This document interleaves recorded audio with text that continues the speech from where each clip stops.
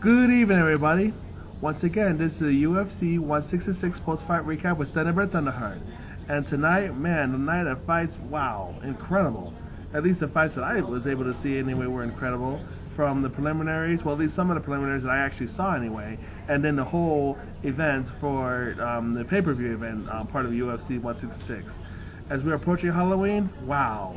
I mean, we want to talk about bloods and gore? You saw plenty of that in the UFC 166 tonight, let me tell you. You don't have to wait till Halloween. Halloween came a little earlier when it came to that. What I mean by that? I'm going to run that down to you within a few minutes, so here you go. Now, Dustin Pague versus Kyoji Horiguchi, and the winner is Kyoji Horiguchi via TKO. Jeremy Larson versus Andre Fili, and the winner is Andre Fili via TKO. Tony Ferguson versus Mike Rio, and the winner is Tony Ferguson via a submission with a Darcy choke that I have read. So, excellent victory. And TJ Waldburger versus actually Adlan Amagov, and the winner is Adlan Amagov via knockout. So I heard that wow, that he knocked him out so bad that TJ Waldburger, I probably have to do my research on this, but I heard he got carried out on a stretcher. Wow, that must be some knockout. Woo. Anyways, let me continue on. Now, the returning George Sotiropoulos versus KJ Nunes, and the winner is KJ Nunes via a unanimous decision. So I guess George Sotiropoulos' comeback didn't happen tonight. So, oh well, I was looking, and that's one of the fights I wanted to see too. I wanted to see George Sotiropoulos fight. I like seeing his fights, and I like the fact that he likes to pull out submissions on people. So that's basically that, and so oh well, better luck next time for George Sotiropoulos. All right, and the next fight is a women's fight, and I only got to saw only half of it. So as Sarah Kaufman versus Jessica I, and the winner is Jessica I via a split decision on her UFC debut. And as far as I could be able to recall from the second round and on, Jessica and Sarah were both beating each other up, but of course it looks like Sarah Kaufman had the worst of it, with the markings on her face and things like that, the way they were swinging, but they were doing leg kicks and things like that. But of course, you know, Sarah was not going to be denied because she also hit Jessica back with some good shots and even started cutting her up a bit and so forth. But in the very end, the split decision went to Jessica I. A great UFC debut on for her, so congratulations. And Nate Marquardt, now over at welterweight division, went against Hector Lombard, making his welterweight debut on in that. And the winner is Hector Lombard via a knockout against Nate Marquardt. I mean, it didn't really take long at all. I mean, Nate Marquardt, they first started off, you know, fighting, and they started, you know, measuring each other. And then, of course, Hector just went at it and just started, he was like a buzzsaw, basically. Just really buzzed him and busted him up and really hurting him. And to a point where he actually went and actually hit him. And he actually, well, he rocked him, and then that's when he was chasing him, and we was wailing him, and kept wailing him, and then the guy went down, and then that's when he went and punched him, and then he started doing hammer fists, and that last one just hit him so hard, he drilled his head like a basketball to the canvas, and the referee says, okay, that's enough of the fight. So, wow, Hector Lombard, congratulations. Wow, that's he could be a force to be reckoned with in the welterweight division, I'll tell you that. And speaking of force to be reckoned with, as the Barbarian Team Boetsch versus Dolloway, and the winner and a split decision. Actually, yeah, it was a split decision, Tim Boetsch. Now, however, this kind of came. Now there was a little bit of a controversy with all that going. And I'm gonna tell you why. Even though Tim Boetsch came around, Dolloway was actually had more hits against than Tim Boetsch in majority of the rounds. Now Tim Boetsch still came out aggressively and gave him a good shot, but Dolloway was more technical. He was just, you know, jabbing and then throwing some nice kicks, leg kicks, and kicks to the stomach and so forth. There was only one bit of a problem with Dolloway. Every time when he would try to push off, his fingers kept catching Tim Boetsch in his eyes. Not once, because once, the first time he had a warning, But the second time, that's when he had 1 point taken away. So you tend to wonder, did that 1 point being taken away made a difference? Perhaps it did. Maybe it didn't. But like I said, there was a little bit of controversy with all that, especially the fact that he was trying to push him away, and it was all accidental on 2 times. But the referee, they don't like the eye pokes. No one likes the eye poke, so he just took the point away. So I wonder, I would have thought that maybe the split decision would have gone Seabay Dolloway's way if Seabay just simply either have kept his hands maybe a little stronger like this, rather than flimsy putting his hands out. Or maybe he would just maybe try to push him out by actually jabbing more rather than just simply trying to go away. Either like do this or like this. But in any event, what's done is done. Sabadella will have to go back to his old drawing board and really figure out what he can do better next time. But Joe Rogan does have a good point. But even though these gloves, the gloves that they wear, have a lot of, there's a chance there's always eye pokes. But you know what? Things happen in MMA, especially with these gloves. These gloves are actually made to not only the punch, but also the grapple. That's what this is about. Accidents are going to happen, and Joe Rogan wants to do something about the gloves. I don't know what else you're going to do about these gloves. I don't know if you want to start taping fingers. I don't know, but I just don't see any logical explanation, logical way to really do this. I just think that people just need to just either toughen up their hands when they push off, or toughen up or clench their fists more. That's the only best bet I can tell you of how these guys can avoid these eye pokes so much. It just really gets strong about things rather than putting it all out there flimsy. That's the point. They just need to do it. I remember one of my martial art instructors told me many years ago, if you're going to do it wrong, do it strong. And that's what these guys need to start doing. They need to start doing this strong. That way they can avoid all this eye poking. So that's my advice. That's my solution. I don't know if Joe Rogan can come up with anything better. Let's see. Any event, I'm going to move on. Now, in this event right here, John Dodson versus Darren Montague. And the winner is John Dodson via knockout victory. It didn't really take long at all for him to take care of the business. John Dodson and Darren Montague, and even though Darren Montague had his debut here in UFC, he had a great showing. He actually clipped him, hit him, and actually knocked him down, meaning John Dodson knocked Montague down and was beating him up, and that way I thought he had him the first time. He rolled over, rolled up and actually recovered and was able to keep on fighting. And I was like, oh, wow. So this guy really had a chin on him. But as time went along, John Dodson didn't become, angry, or he didn't become impatient. He kept his patience, he kept his cool, kept doing what he had to do until he really found the right target to get it. And only this time, he was actually able to throw a straight punch right to his jaw, and the guy just went right on his face, and that was it right there. And then what I liked, it wasn't just during the fight that was really impressive. What was really impressive, of course, was Dodson not only ran in the cage and flipped and landed on his feet, he ran to the other side, flipped, and actually landed on his back. Boom! And I was telling this one dude, now that's what I like about the flyweights right there.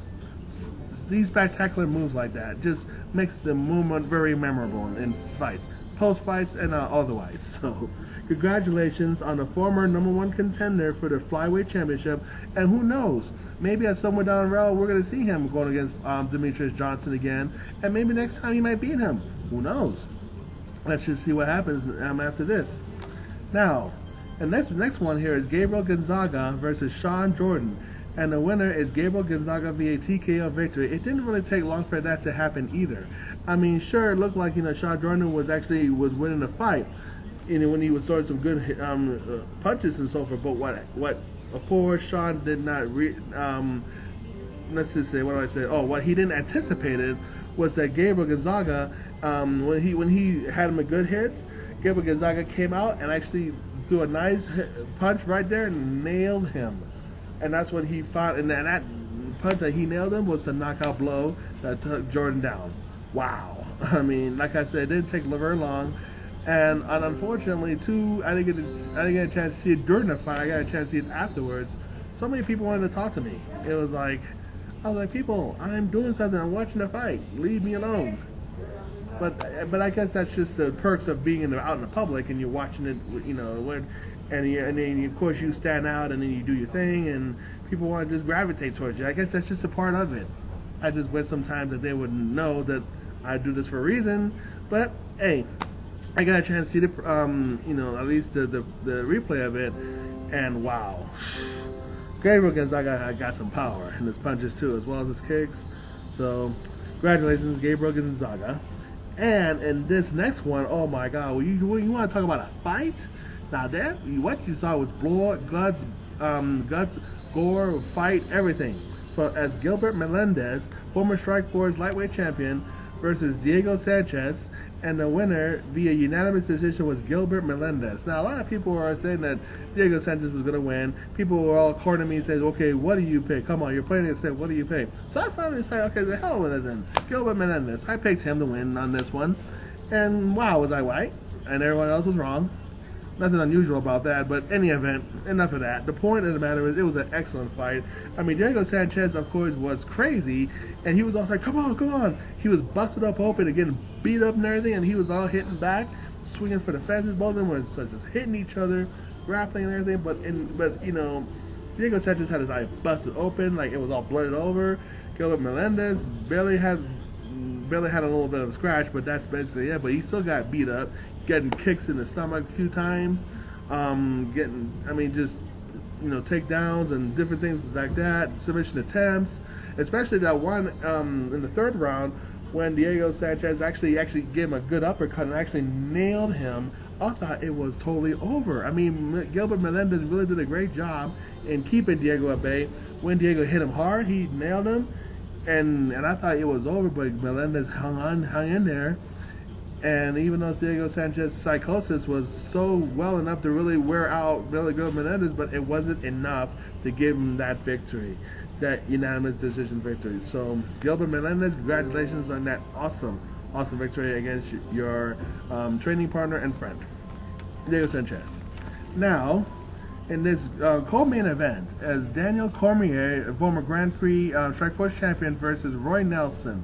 And the winner is Daniel Cormier via a unanimous decision. I mean, are you surprised? I'm not. Let's just put it this way. I knew that if Daniel Cormier was going to wear him out the first round, and with some wrestling, takedowns, things like that, that he was going to wear out Roy Nelson. And he did. You know, kicking them with nice strikes to the stomach, nice leg kicks, nice combinations, running, boom, boom, boom, keep moving, boom, boom, boom, keep moving. And nailing Roy Nelson. And Roy Nelson tried to throw some nice haymaker, but he kept missing and wasting his energy. All kinds of stuff. So it was basically like that's pretty much the whole fight, except for the third round. There was more standing up. But by that time, Roy Nelson was already tired. Daniel Cormier was still going, and you know, it was just, that's all it was. I mean, that's all it was. Roy Nelson lost a lot of good weight, so he was more prepared this time to really fight. But Daniel Cormier, which is so much faster and more cardio, and maybe even younger too, not too far younger, but still, I mean, age can play a factor as well. So congratulations, Daniel Cormier, on that victory. And in the main event, as the UFC Heavyweight Championship was on the line, as Cain Velasquez went against Junior Dos Santos 3, defending his championship, this time against Junior Dos Santos, the very same man that knocked him out in the first fight that they had. And of course, in the second fight, Cain Velasquez regained the championship away from Junior Dos Santos. So, and here's your winner, and still the UFC Heavyweight Champion via TKO is Cain Velasquez. And how did this happen? I mean, wow, it was pretty much like the second time they had a fight with each other. On this time, Junior Dos Santos was able to throw nice elbows when he was getting cornered. Cain Velasquez just simply kept on him and just nailing him and kneeing him, and just, that was basically all he did. Wrestling him, taking downs.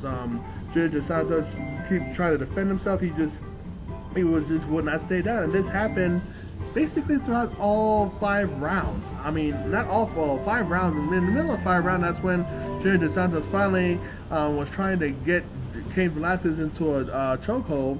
He slipped, missed, and actually hit his head. of all the different punches, I mean, over 200 or so punches and strikes that Cain gave to Junior Santos head, busting him up, goring him. I mean, the guts and gore were just all over their face, in his face, especially for Junior Santos, busting his eye up. Doctor was checking on him like, I don't know how many times, maybe 4 to 5 times. I mean, my goodness. And of course, the doctor says, okay, you can go. Of course, I'm sure the doctor wanted to really stop the fight, but I'm sure that he didn't want to disappoint the fans either, so they let it go. But wow, I mean, what a show that was. I mean, Cain Velasquez really beat him down. The only thing what happened was he slipped and hit his head on the floor, meaning Joe Dos Santos, and that's when he held his head, and that's when the referee stopped the fight and rewarded Cain Velasquez a TKO victory. So wow, that was, I mean, the fight was just, I mean, Cain Velasquez really took it to Dos Santos. Dos Santos, of course, kept on taking and licking, kept on ticking, and boom, with elbows and some shots that really rocked Cain, but it just wasn't enough. Cain was just too powerful, too strong, and like he's too diverse. He's too good in martial arts in general. I mean, I don't know who's going to stop Cain at this point. I don't think too many people are going to stop Cain at this point. We shall see. Maybe Alistair Overeem, maybe Seven Struess. We'll see, but. Or maybe even Travis Brown could probably stop Cain Velasquez. Who knows? But let's just see what happens from this point forward. Then maybe Daniel Cormier, but then there's even talks of him going to light heavyweight. So let's see about that. I don't know. Or maybe even Josh Barnett could probably beat Cain Velasquez. Who knows? But well, let's just see. But the heavyweight division has got so cool now. Well, let's just see what happens with all that now that Cain Velasquez is now the champion. And Junior Santos, well, he'll have to go back to the old drawing board and see what he'll have to do. So, wow, UFC 166 was such an excellent event. The time before Halloween, and all I gotta say is, wow, what an event that was! Excellent fights. Usually October usually produces excellent fights anyway, especially in the heavyweight division. For some weird reason, that's what it always happens that way. So. Anyway, I'm gonna get going. I'm getting really hungry. I'm doing this on an empty stomach, and it's been hours since I've eaten. So I'm gonna get going. But I just want to tell you guys, definitely, this is the weekend, so have fun. Have a great time, but have a good time responsibly, and be safe. And many blessings to you all. Healing, it is all that is.